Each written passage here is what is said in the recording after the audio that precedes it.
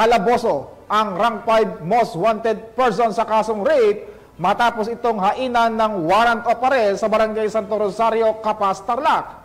Yan ang tinutukan ni Patrolwoman Maria Ella Garcia.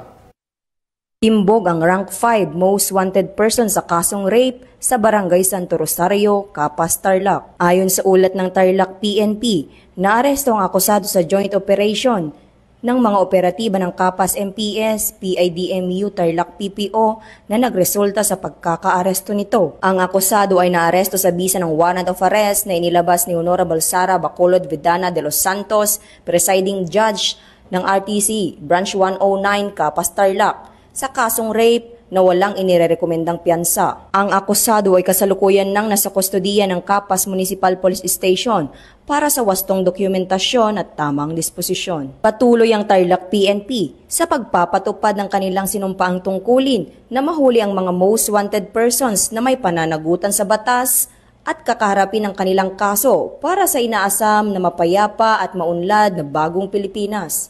Mula dito sa Tarlac Police Provincial Office, ako po ang iyong PNN correspondent, Patrolwoman Maria Ella Garcia, alagad ng batas, tagataguyod ng Balitang Pulis.